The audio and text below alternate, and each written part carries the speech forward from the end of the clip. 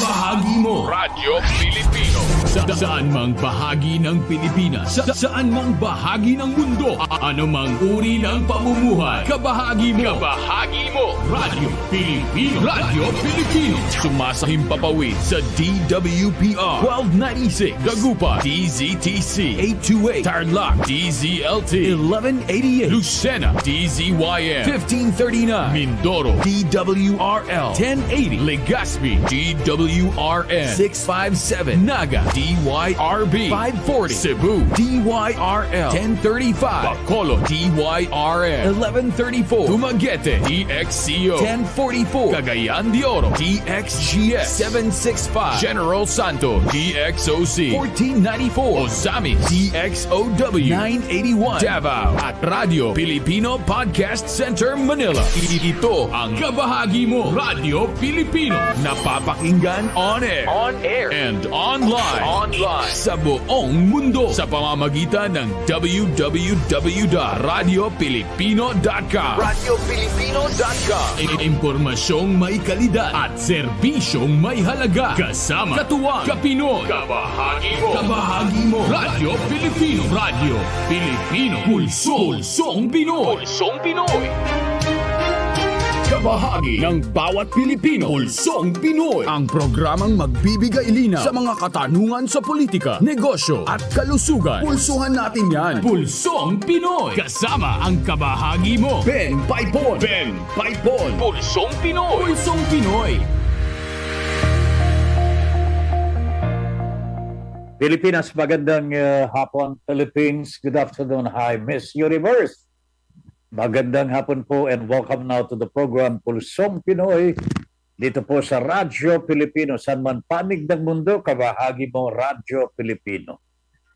Ako po si Ben Paipon, inviting you now to join us dito po sa ating Pulsong Pinoy at pagsama-sama nating talakayin at ianalisa mga issues na nangyayari po sa ating bansa, hindi lamang po dito sa atin o hindi po sa ibayong dagat.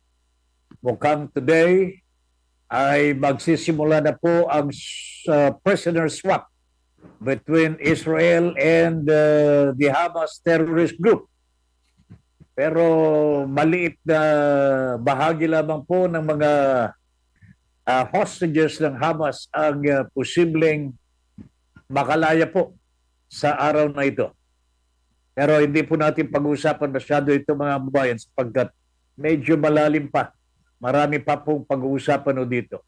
Ang pag-uusapan natin ngayong hapon mga kababayan has something to do with the controversial ICC investigation in the Philippines. Narinig na po ninyo ang statement na nanggaling po sa ating Vice President Sara Duterte.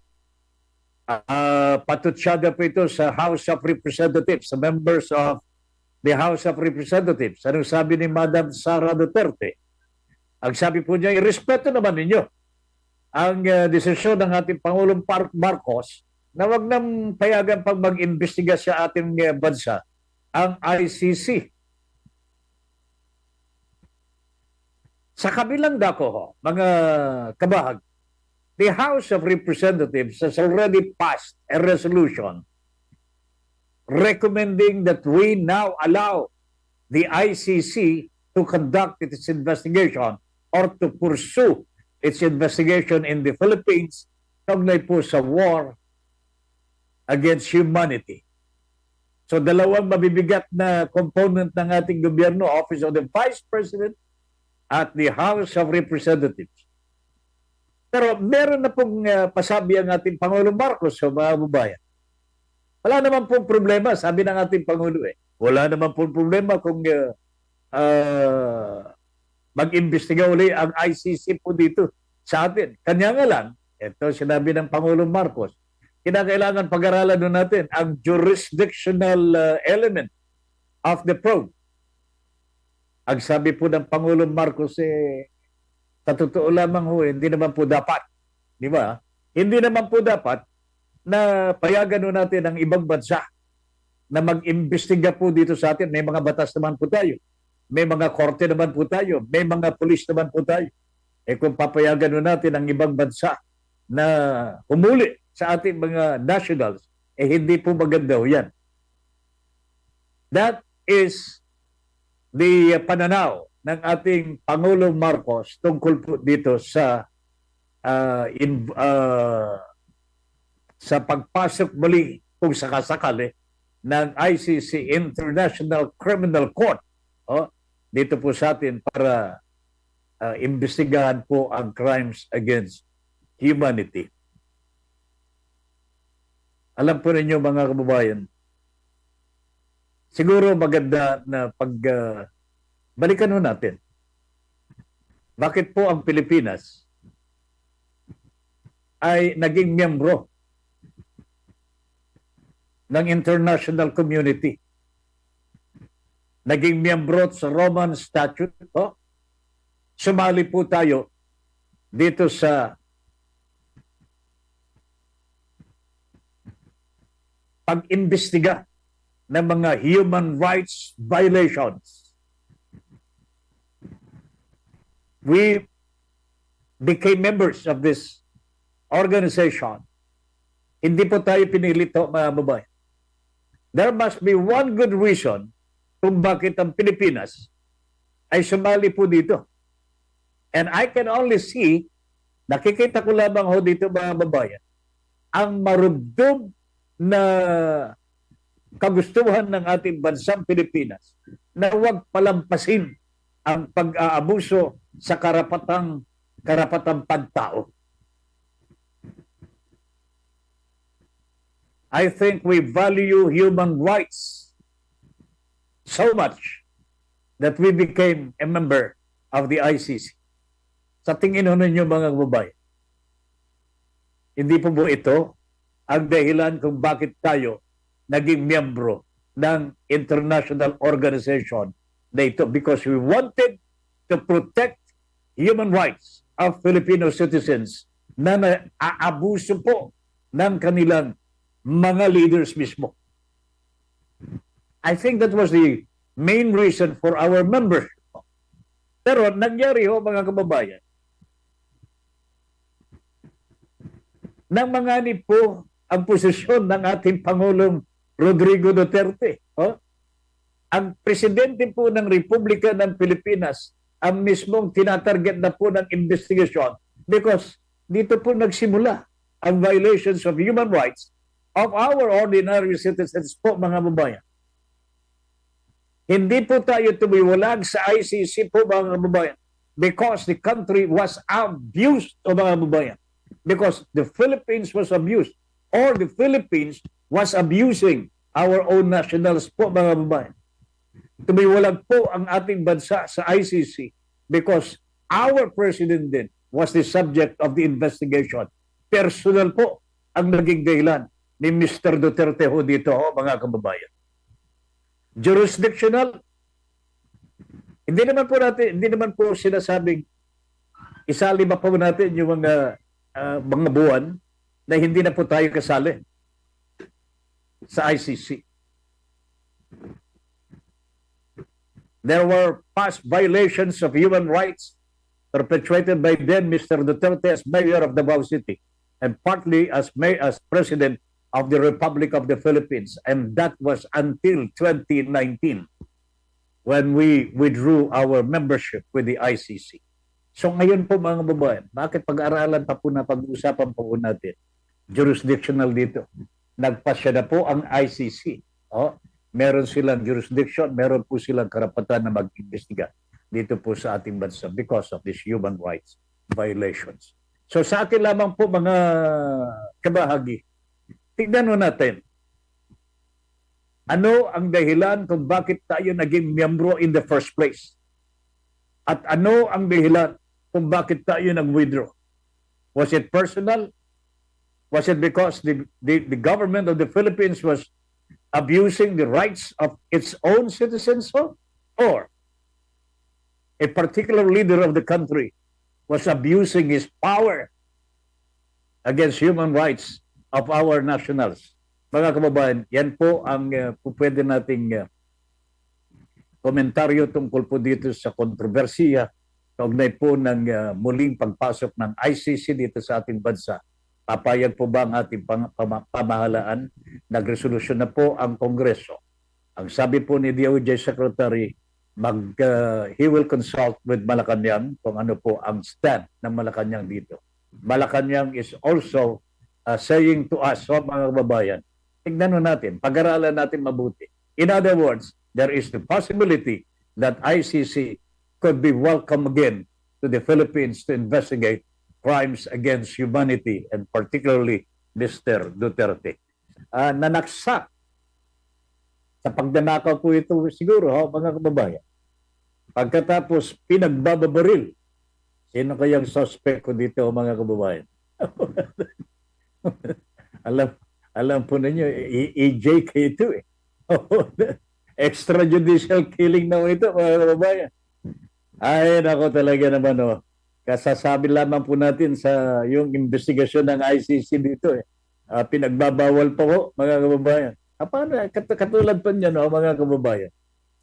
There are cases here. Actually, the Department of Justice, mga kababayan, 52 kaso ng EJK ang kanilang pinag-aaralan ho. Pero hanggang ngayon wala pa pong desisyon. I think this was during the time of Bernardo Guevara as Department of Justice Secretary. Wala na po tayong balita tungkol sa mga desisyon. Kung meron man or judgment meron man kaugnay po ng 52 cases na inimbestigahan ng DOJ. And that is one reason why, mga kababayan, sinasabi po nila, meron naman po tayong hustisya dito. Meron naman tayong police. Meron tayong mga korte. Ang problema po, mga kababayan, pagdating po sa mga maliliit natin mga kababayan, walang hustisya po eh. Walang hustisya po eh. Kung meron man, yan ang tinatawag nilang isolated cases. So anyway mga kababayan, tuloy-tuloy po tayo dito po sa ating Pulsong Pinoy sa Radyo Pilipino. Magbabalik po ang ating programa pagkatapos po ng ilang mga paalala.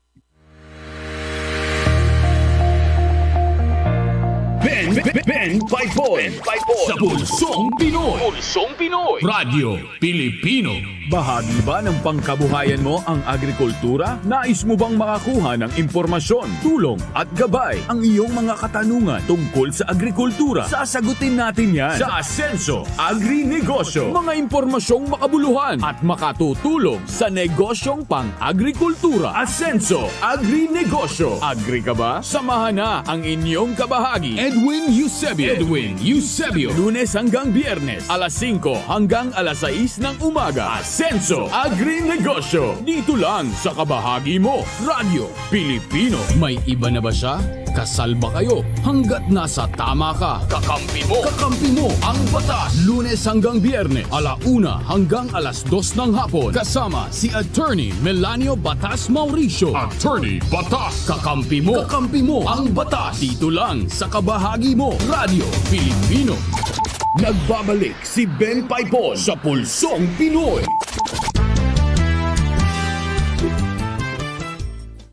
Alright, balik tayo mga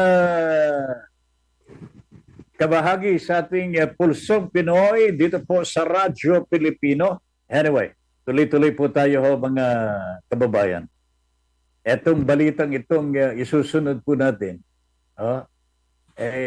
magugulat po kayo kung bakit ngayon lamang po ginagawa ng ating pamahalaan po ito.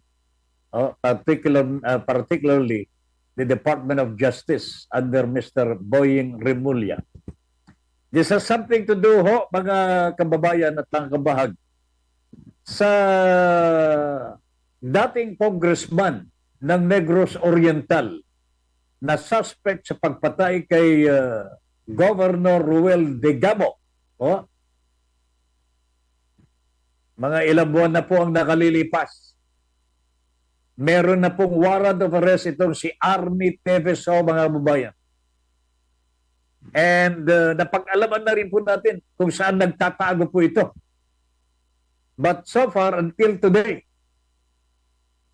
wala pang pagkilos man lamang ang ating pamahalaan para habulin itong si Mr. Arnie Teves. Alam naman po natin ngayon, alam po ng Pilipinas kung saan siya naglalagi. Laging nakatira po ito ngayon sa Timor-Leste. And the president of Timor-Leste was a visitor of the Philippines lately, mga kababayan. Pero wala pong pagkilos ang ating pamahalaan. Ngayon, meron po silang sinasabi na, ikakansela na natin ang pasaporte ni Mr. Arnie Teves. Totohanan na po kayo ito, Sir Secretary Boying Remulla, sir. Totohanan na po ba na kakanselahin na po ninyo ang pasaporte ni Arnie Teves? Fugitive na po ito eh. Dapat wala ng pasaporte po ito eh. Di po ba? Ayun, ako naman talaga. Teves is facing multiple murder charges po. Hindi lamang po si Ruel Digamo, 9 others sa Negros Oriental ang pinaghihinalaang pinatay ng dating congressman na si Arnie Teves. So Mr. Teves is thought to be seeking asylum diyan po sa Timor-Leste. Ang hirap naman po ito. Ngayon lamang po gumagalaw ang ating pamahalaan. Bakit kaya ayaw po nilang arestuhin? Bakit kaya mga? Si Mr. Gerald Bantag, ito naman po ang principal suspect sa pagpatay kay Percy Lapido, mga kababayan. Hanggang ngayon, hindi pa rin po hinuhuli. Hindi pa hinuhuli. Pero may warrant of arrest na ho ito, mga kababayan. Sino po bang dapat mag-aresto ho dito? Hindi po ba ang kapulisan po? Pero dapat to may kinalaman po dito ang ating pamahalaan, the Department of Justice, sapagkat utos na po ng batas ito eh. Pero hindi mo naman ma-charge ito ng negligence of duty. Dahil sasabihin mo sa'yo, hindi pa po namin nakikita eh. Pero dapat po nilang malaman, dapat po nilang nakita na. Di ba? Dapat po nilang nakita na. Unfortunately, it is not happening. Ay, nako talaga ho, mga kababayan ko. Ito naman pong isa. Mabuti na lamang po na-dismiss po ito. Pero nakakatawa ito, mga kababayan. Alam po ba ninyo dyan po sa Antipolo Rizal? Meron pong isinampa na kaso ang ating pamahalaan laban sa dalawang aktivista. Dahil itong dalawang aktivista daw po ay pinamahalaan ang paghahanap ng isang sasakyan para madala ang kanilang mga kasama, mga miyembro daw po ng NPA sa isang wake sa Burol. Alam po ninyo, mga kababayan, inaral po ito ng prosecution ng Antipolo Rizal at i-dismiss po ang kaso. Hindi ko alam kung sino nagsampa ho dito. Mantakin ho ninyo, mga kababayan. Ginawang yung pagburol, yung burol ng isang tao, di ba?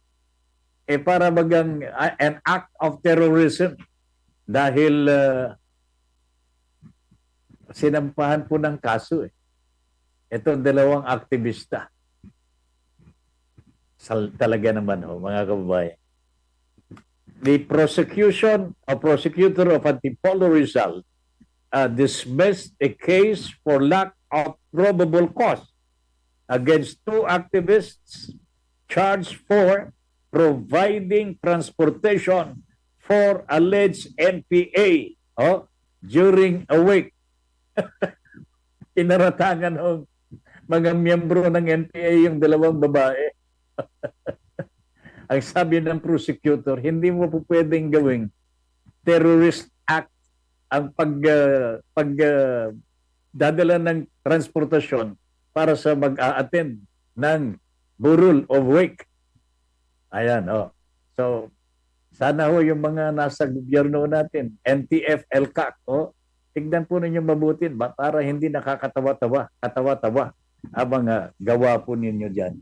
Alright, oh, tuloy-tuloy po tayo mga kababayan. Oh, narapit mamaya-maya ng konti po ay makakausap po natin muli ang ating paboritong doktor, si Dr. Lulu Bravo, sapagkat sa ngayon daw po lumalala po itong problema po natin sa dengue. Tumataas po ang bilang ng mga nagkakasakit dahil sa lamok. Alam naman po ninyo mga kababayan, pagka medyo marumi ang paligid doon natin at pinapayagan doon natin na lamok ay nakikibahay po sa atin, tsak po yan. Magkakadinggi po tayo mga kababayan. Kanya ayusin po natin ang ating mga paligid na hindi po natin kasama sa bahay ang mga lamok. Mahirap na po yung katabi mo sa pagtulog, ang manok, inuubos po yung dugo mo. Inuubos ang dugo. Pabuti sana kung inuubos yung dugo lamang po Sinasalinan ka ng sakit na maari mong ikamatay. Paano kung bata yung nadapuan po ng lamok? Yan ang problema natin. Kanya mamaya-maya ng konti, makakausap po natin si Dr. Lulu Bravo at pag-uusapan po natin paano natin maiwasan ang pagdami po ng dengue dito po sa ating bansa. We know already na maglinis-linis po tayo sa ating mga paligid. Ang sabi po ng aking partner dito, naglilinis naman daw po siya. Pero meron pa rin po ako nararamdaman na lamok. Kanya, bago tayo magpapabaya mga kababayan, wag tayong magpapabaya. Hindi ko mo malinis ng paligid natin, hindi na po makakapasok yung lamok. Meron pa rin pong pumapasok at mahirap po dito kung babaeng lamok ko yan. At ito yung may dengue. Ay, naku po, mga kababayan. Sa totoo lamang mga kababayan, ang sarap po ng karne ng pawikan. Pero nung araw yan, hindi pa naman bawal-bawal Marami pang pawikan nung araw. Pero ngayon, medyo delikado na, endangered species na yan. Pawikan po. Anyway, magbabalik po tayo mamaya po para sa ating Pusong Pinoy pagkatapos po ng ilang mga paalala. Please stand by po. Ben Paypon sa Pulsong Pinoy. Pulsong Pinoy. Radyo Pilipino. Kabahagi mo. Radyo Pilipino. Impormasyong may kalidad. Serbisyong may halaga. Saan mang bahagi ng Pilipinas. On air. Saan mang bahagi ng mundo. Online. Anumang uri ng pamumuhay. Kasama. Katuwang. Kapinoy. Kabahagi mo. Radyo Pilipino. Radyo Pilipino. Ngayong tag-ulan, iwasan ang nakamamatay na sakit na dengue sa pamamagitan ng Search and Destroy. Panatilihing malinis ang kapaligiran, sirain ang pinamumugaran ng mga lamok at kitikiti. Self-protection measures. Ugaliing magsuot ng mga damit na poprotekta sa mga kagat ng lamok. Seek early consultation. Kung may lagnat ng 2 araw, agad na kumonsulta sa pinakamalapit na health facility. Say no to indiscriminate fogging. Makipagtulungan sa lokal na pamahalaan sa kanilang fogging activities. Mag-4S laban sa dengue. Isang mensahe mula sa DOH at sa kabahagi mo, Radyo Pilipino. Business Tips. Business Tips. Bakit nga ba kailangang planuhin ang isang negosyo? Kinakailangan magplano ng isang negosyo dahil nag-iiba ang presyo at supply ng mga kinakailangan. Nag-iiba ang ugali sa pagbili ng mga customer. Ang mga makina at kagamitan ay nasisira at kailangang palitan. Naluluma ang mga makina at kagamitan. Bagong mga kakumpetensya at kinakailangan ng desisyon sa direksyon ng negosyong gusto mong palakihin. Business Tips. Para sa'yo, ano ang COVID-19? Virus. Malungkot. Pagkawala. Pandemya. Ito ay isang korupsyon. Ito ay isang pahirap. COVID-19 para kanya kat peligro. Sa nga pandemic, makurit nga magka-pandemic. Kaya makaradlok ito nga sakit halimbawa. Sugod ito ng virus nga nakasulod na aton, delikado ito parte ang mga tao. Pandemic, ngayon para kung dapat ito nga distruso bago sa kalibutan. Ikaw, paano ka makakatulong? Kinakailangan po protocol, social distancing, may dakita face shield, nganhin, may face mask. Make sure na itamang prepare nga food, naka-guidelines siyahan cleanliness. So kada kung driver ako, nagpong kami mga barrier para sa motor para proteksyon gihapon, dirila para kung pati nga tatakon pamilya. Makatulong nga kami iwasan iti COVID-19, iti pamamagitan, iti pagsunod ko, iti health protocol kan hanang arumwa DJ Balaymi. COVID-19, kayang-kayang puksain sa pagtutulungan natin. Isang paalala mula sa Kabahagi Mo Radio Pilipino. Kabahagi Mo Radyo Pilipino.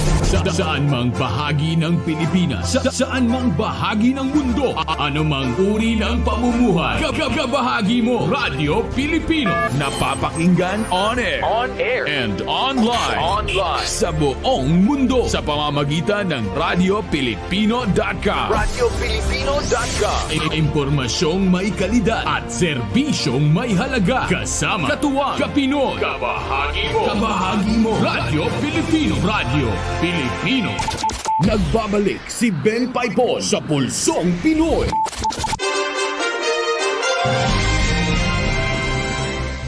Balik tayo mga kabahagi sa ating Pulsong Pinoy. Dito po sa Radyo Pilipino, saan man panig ng mundo, kabahagi mo, Radyo Pilipino. Nasa linya na po natin mga babae ng ating paboritong doktor ng Pulsong Pinoy, si Dr. Lulu Bravo. At siya po ay Executive Director ng Philippine Foundation for Vaccination. Pero ang pag-uusapan na namin ni Dr. Lulu dito ngayon mga kababayan ay may kaugnayan sa tumataas na bilang ng dengue dito po sa ating bansa. Doc, magandang hapon po and welcome again to our Pulsong Pinoy dito po sa Radyo Pilipino. Doc, magandang hapon po. Magandang hapon naman, Tata Ben. Actually, thank you for having me again. Dengue, isang paborito ko ring subject yung dengue kasi maraming Pilipino ang namamatay pa rin sa dengue. Oo nga po. Kumusta po ba ang rating ng dengue ngayon? Are there so many patients? Nasaan pong exact place in the Philippines ang tumataas ang kaso ng dengue? Sa ngayon, medyo mas mataas na naman kesa nung isang taon. At ang binabantayan talaga lagi dyan, may surveillance system kasi tayo sa dengue. Ang Department of Health ay talagang tinututukan yan dahil karaniwan ay hindi naman accurate yung pag-report. Marami kasi na mga Pilipino na nagkakasakit ng dengue pero hindi alam na dengue yon. Unless i-check nila or magpa-test sila ng laboratory test, saka palang malalaman na okay nga, dengue nga pala yan. Marami kasing sakit na kamukha ng dengue, kagaya ng trangkaso, yung flu, kagaya ng tinatawag natin na pneumonia lang, or sometimes parang yung mga sipon-sipon ubo-ubo na COVID din. Akala mo COVID, yung pala dengue, or vice versa. Akala mo dengue, yung pala COVID. So kailangan talagang i-test para mo malaman kung ano talaga yung sakit niya. Kung minsan nga, kung hindi naman severe, hindi grabe, kung minsan pinapagwalang bahala na lang, hindi magte-test. So hindi natin alam na tayong accurate death data dyan. Hindi na nagpapadoktor, doktora. Totoo ka, kasi kung minsan nga, ay hindi na na-ospital. Alam mo kasi, sabi mo kanina, ang mahilig akong magkwento tungkol sa mga pagbabakuna, diba? Pero alam naman natin na meron ng bakuna laban sa dengue. Meron na ng next generation bakuna para sa dengue. At isa ako sa mga gumawa ng pagsaliksik tungkol sa dengue vaccine. Ang sinasabi ko lang ay dapat talaga malaman ng mga tao na bakuna pa rin ang pinaka-epektibong pamamaraan para hindi magkasakit ang mga tao. Alam mo ba kung wala tayong COVID vaccine, di sabi nga nila sa buong mundo, imbes na 7 million ang namatay, pwede pa yan at madagdagan ng 24 million tao na namatay sa COVID kung walang bakuna. Dito sa Pilipinas, alam mo, maswerte pa nga tayo kasi nung COVID, nagkaroon talaga ng malawakan na pagbabakuna at sumunod naman yung mga tao. Meron pa rin hesitant. Yun ang pinaglalaban natin Bakit ba meron pang mga hesitant sa bakuna? Yung bakuna ang pinaka-effective means para hindi magkasakit, hindi ma-ospital at hindi mamatay yung mga tao, di ba?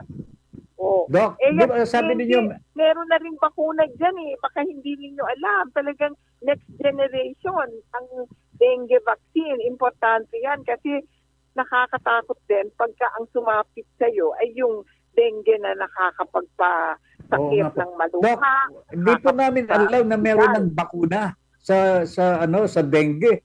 Ang alam po namin, tinigil yung Dengvax siya. Right.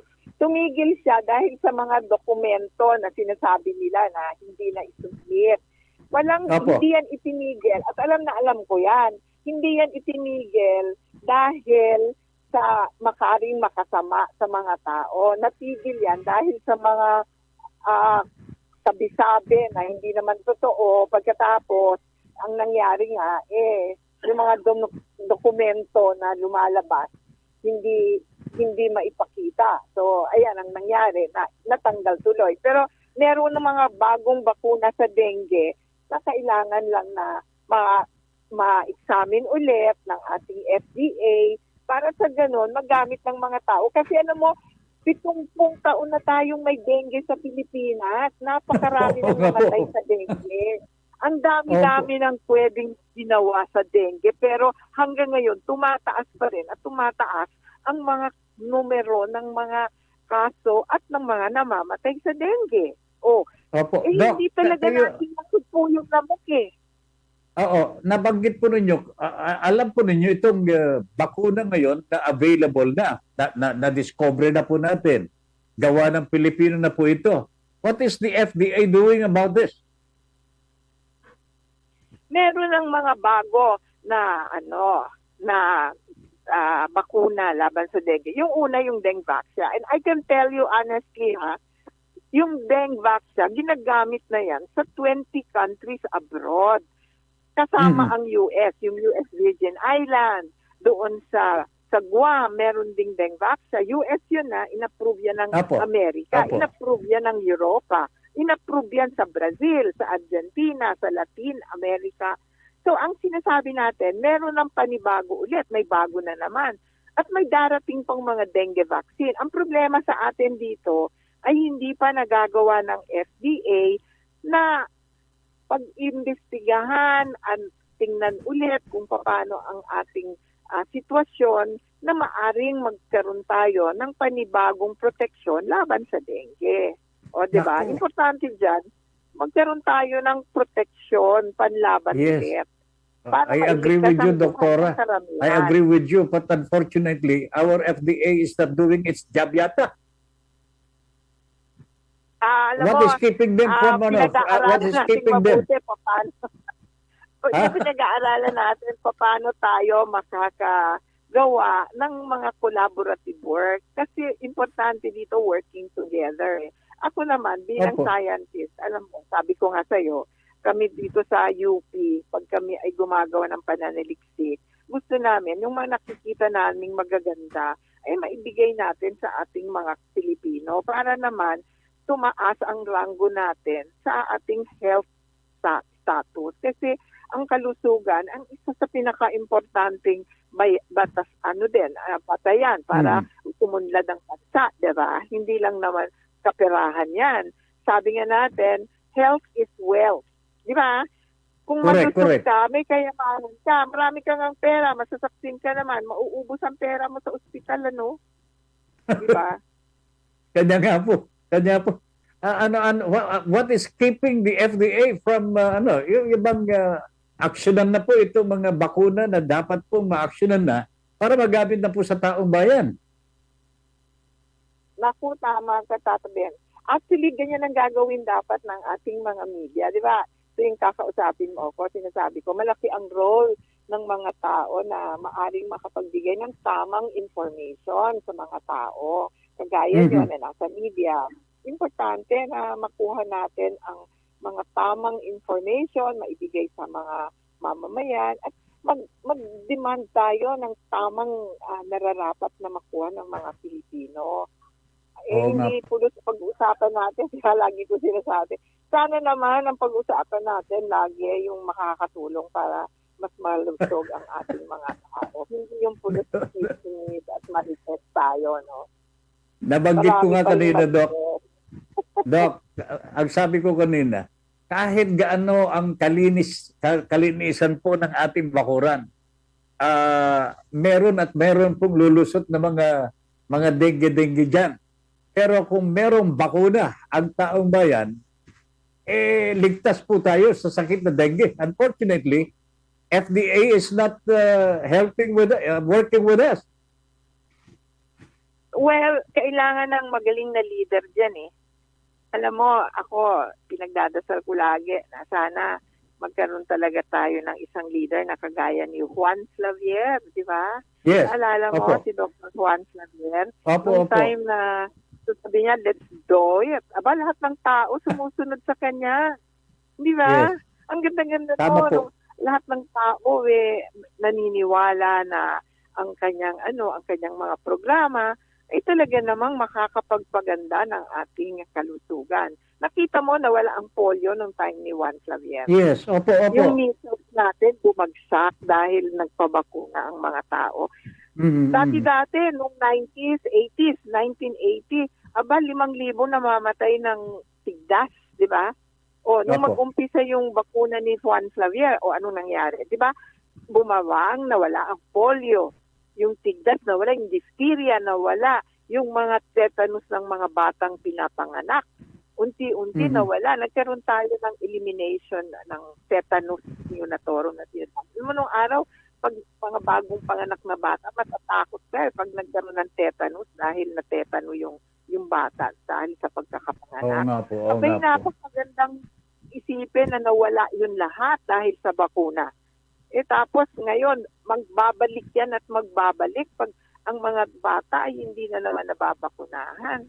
Tapos yung dengue, pag-usapan natin, ang dengue, isa yan sabi ko sa'yo, paborito kong topic. Kasi meron na tayong vaccine na para dyan, meron ng bakuna para dyan. Ang kailangan na lang, isang magaling na leader, di ba? Isang magaling na leader na talagang politically susundin din ng mga tao, politically ang nasa isip niya, pagandahin ang ating mga bayan sa pamamagitan ng magandang protection, di ba? Hindi pulos sakit na lang. Dadami ang mga tao sa ospital, mauubos ang pera ng bayan sa pagpapagamot. Hindi dapat gano'n Dapat talagang prevention, di ba? Di ba kaya po ni Dr. Herbosa ng DOH na kalabitin po yung FDA? Oy, aksyonan na ninyo ito. May bakuna na dito pero hindi pa nagamit ng taong bayan. Maganda naman ang ginagawa ni Secretary Ted Herbosa ngayon. Nagkukonsulta siya. Madalas nga napapakwento ako sa kanya kung minsan na may chance ako na makausap siya. Maganda naman ang mga programa niya. Ang importante ay yung mga tao na nakapaligid din sa kanya, sana naman isipin nila na ang purpose ng ating kalusugan, ng ating Secretary of Health ay masunod. Maganda yung programa niya, ha? At ang natitiyak ko, kung masusunod lang yung kanyang mga sinasabi, nasa programa niya yung bakuna Maganda, nasa programa niya yung bakuna. Ang kailangan Doc, sino po bang yung mga anti-vaxxer, no? Doc, sino po bang head ngayon ng FDA? Ang pangalan niya ay Sakate. Dr. Sakate. Sakate? Dr. Sakate, ang FDA chief natin ngayon. Okay. Siguro, makikipag-ugnayan. paminsan-minsan, imbitahan niyo siya. Opo. Tanong ninyo sa kanya kung anong pwedeng magawa para mabigyan ng opportunity ang ating mga Pinoy na makakuha rin ng mga That's right. bakunang Opo. makakapag-prevent ng sakit, no? Sana pumayag ho na ma-interview natin. Yes. Okay. Doc, thank you very Okay, much for your time, ha. Maraming salamat. Sana po. Okay, sige. Thank you din. Thank you very much. Sa Okay, susunod bye. ulit. Opo. Si Dr. Lulu Bravo ho, siya po ang Executive Director ng Philippine Foundation for Vaccination. Meron na palang bakuna. And this is all we need, mga kababayan, para ligtas ang ating mga kababayan sa dengue. Kasi no matter how we clean our house, sigurado po, may lulusot, may silip-silip po dyan, na babaeng lamok. Alam naman mo yung babaeng lamok. Ito po yung sumisip-sip ng dugo natin. At nakaka-penetrate sa mga skins natin. And they bring about dengue, mga kababayan. So there is already a vaccine na available dito sa atin. Kanya nga lang, hindi inaksyonan ng FDA daw. And kanya na, bibinbin. There are other vaccinations siguro na available for the Filipino people. Pero hindi ko maintindihan kung bakit ganun na lamang po ang delay na nangyayari po dyan sa FDA. Sasabihin po nila, ay hindi po namin pwedeng madaliin ito sapagkat buhay po itong ang nakasalalay ho dito. Pero alam niyo mga kababayan, there is yung bang intentional delay for corruption and so on and so forth. Iba na ho yun mga kababayan. And the perception is that ang FDA daw po mga kababayan, tahimik lamang po yun. Pero tingnan nun ninyo mga kababayan. Siguro dapat ho dito ma-lifestyle check din po ang mga namamahala dyan sa FDA. Saglit lamang ho mga kababayan, meron tayong ilang mga paalala pagkatapos po ay babalikan natin ang ating mga issues. Sandali lamang ho mga kababayan. Ben Paipon sa Pulsong Pinoy. Pulsong Pinoy. Radio Pilipino. Radio Pilipino. Napapakinggan on air. And online. Sa buong mundo. Sa pamamagitan ng RadioPilipino.com. RadioPilipino.com. Ito ang kabahagi mo. Kabahagi mo. Radio Pilipino. Radio Pilipino. Nagbabalik si Ben Paipon sa Pulsong Pinoy.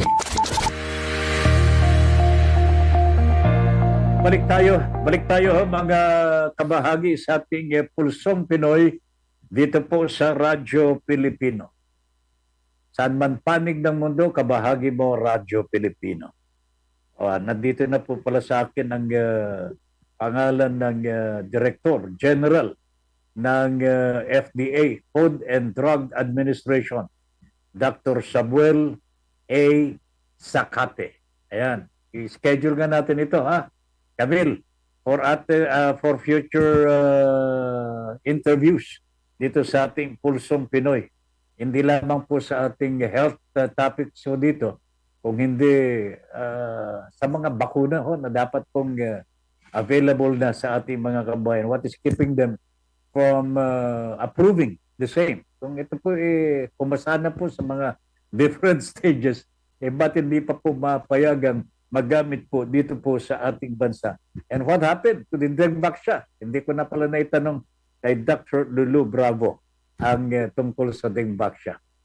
Pero palagay ko mga kababayan, na-stop na po dito because of the deaths of so many children nung panahon na ginamit po ang Dengvaxia dito sa atin. Ang nakapagtataka pa nga ho dito, hindi pa po yata natatapos yung investigasyon tungkol dito at naiba na po ang kaso na isinampa laban po kay Janet Garin, former Secretary of the Department of Health nung panahon ng Dengvaxia. Kanya nakapag-bail out ito nakapag-bail out. Pero kung deaths of the children was the case, ay iba pong usapan po yan, mga kababayan. Anyway,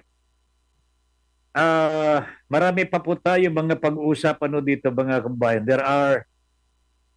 Alam po ba ninyo na ang mga parliamentarians po sa iba't ibang bansa dito po sa Asia ay nandito po sa ating bansang Pilipinas. There are some 273 delegates from 18 countries ang nasa Philippine International Convention Center. Diyan po sa ano?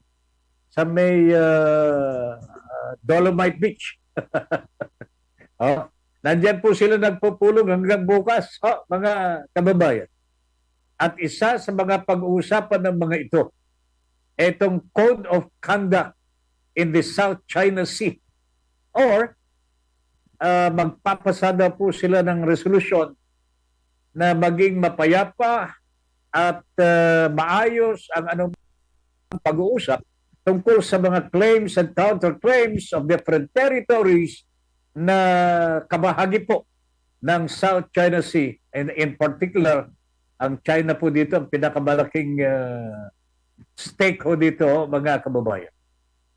So ang ating bansang Pilipinas, through our Senate President, ay nagpanukala po ng isang resolusyon sa kanyang mga kasabang mga parliamentarians dito po sa Asia.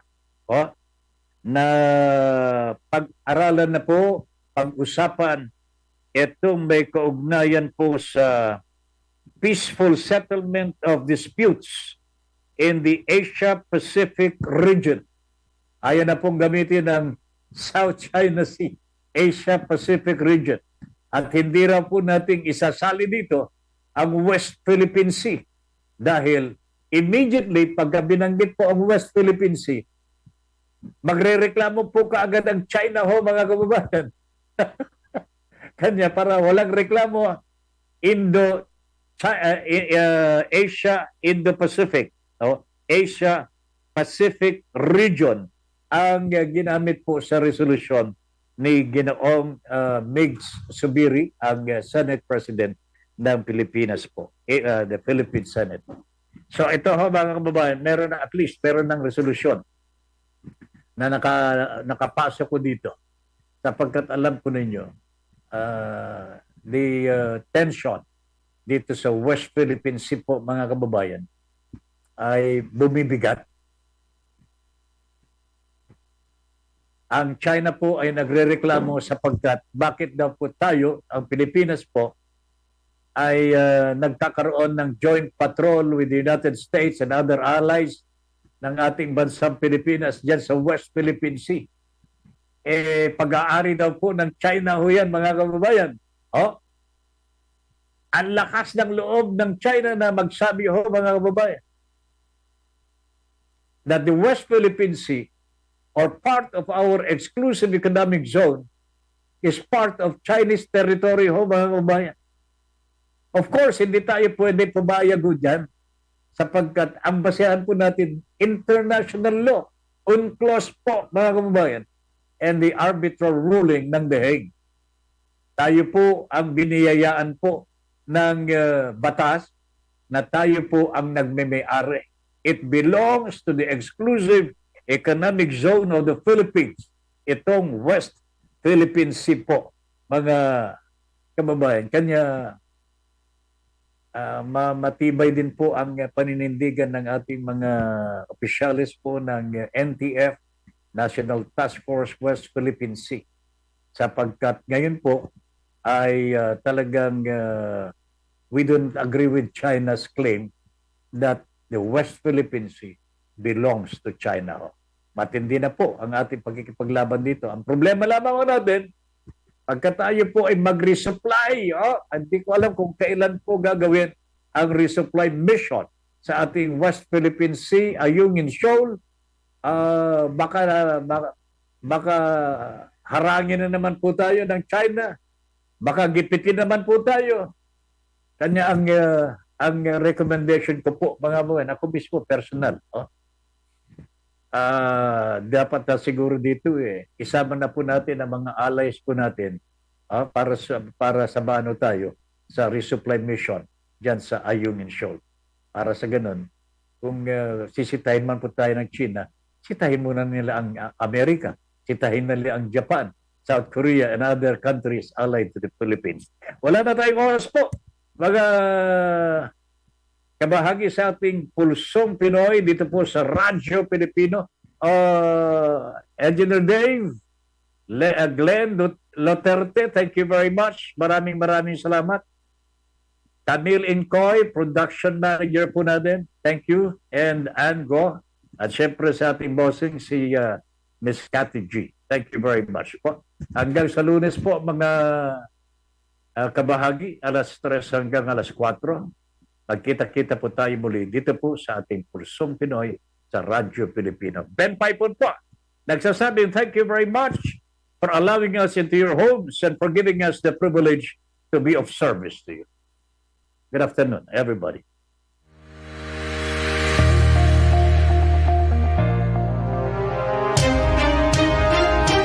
Inyong natunghayan ang Pulsong Pinoy. Kasama si Ben Paipon. Hanggang sa muli, mula sa kabahagi mo, Radyo Pilipino.